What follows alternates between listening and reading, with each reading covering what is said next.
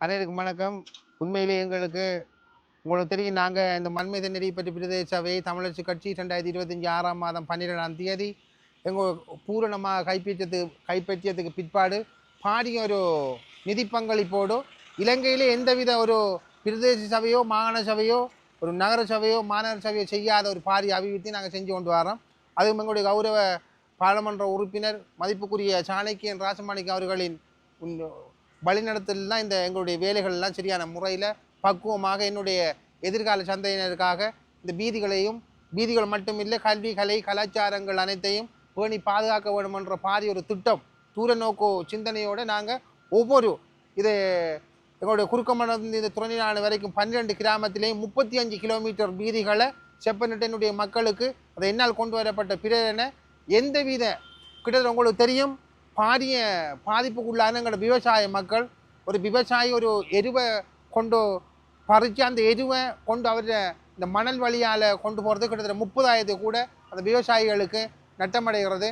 அந்த விவசாயிகளோட நோக்கம் அவர்களுடைய சிந்தனைக்கு அவர்களோட தேவைகளை பூர்த்தி செய்கிறதுக்கு அமைய 35 கிலோமீட்டர் செய்கிறோம். அதில் துறநிலாவணையில் முதலாவது 3.5 கிலோமீட்டர் வேலை இன்றைய தருணம் முடிவடைகிறது.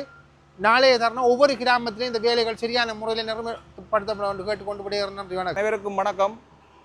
மண்முனை தென்னறி பற்றி பிரதேச சேவையை இலங்கை தமிழர் கட்சி கைப்பற்றி ஒரு வருடமும் ஒரு மாதமும் ஆன நிலையில் நாங்கள் பல அபிவிருத்தி திட்ட வேலைகளை துணைநிலை தொடக்கம் குறுக்கமடம் மட்டும் ஆரம்பித்திருந்தோம். ஆங்கில மீடியம் ஸ்கூல், அடுத்தது மணல் வீதி அனைத்துக்கும் கிரவலிடுவதாக, ஒவ்வொருவருக்கும் 3 கிலோமீட்டர் வீதிகளை கிரவலிடுவதாக கௌரவ தவிசாளர் மற்றும் கௌரவ பாராளுமன்ற உறுப்பினர் சாணக்கியன் ஐயா அவர்கள் நெறிப்படுத்தலின் கீழ் நிறைய வேலை திட்டங்கள் ஆரம்பிக்கப்பட்டு துறைநிலாவணையில் கான்கிரீட் ரோட்டுகள், அடுத்தது இந்த மக்கள் பாவனைக்கு கட்டாயமாக இருந்த சில வீதிகள், அதாவது குமரப்பொடியா குளக்கட்டு வீதி என்பது துறைநிலாவணையில் இருக்கிற மக்கள் ஒரு அரைவாசி பேர் பயன்படுத்தக்கூடிய பள்ளி டீச்சராக இருக்கலாம், இருக்கிற டிஎஸ்ஓபிக்கு வேலைக்கு போகிறாக்களாக இருக்கலாம், அனைவரும் பாவிக்கக்கூடிய ஒரு நிலையில் இருந்த இந்த குளக்கட்டை இன்று அது 300 மீட்டர் அளவில் கிரவலிட்டு செப்பனிடப்பட்டு இப்போ இந்த வீதி இன்றைக்கு மக்கள் பாவனைக்காக பயன்படுத்துவதற்காக விடப்பட்டிருக்கிறது. அப்படியாக்கான வேலை திட்டங்கள் கௌரவ தவிசாளருக்கு நான் இன்னொரு முறை துணைநிலை மக்கள் சார்பிலும் இந்த பிரதிநிதி என்ற வகையிலும் நான் அவருக்கு ஒரு பாராட்டுக்களை நன்றிகளை தெரிவிக்கணும் என்றால் நிறைய வேலை திட்டங்களை அவர் எண்ணக்கருவில் உதிக்கிற வேலை அனைத்தையும் பாமர மக்களுக்கு என்ன செய்யணுமோ அனைத்து வேலைகளையும் நெறிப்படுத்தி நல்ல ஒரு வேலை திட்டமாக ஆரம்பிச்சிருக்கிறார் துறைநிலாவணையில்.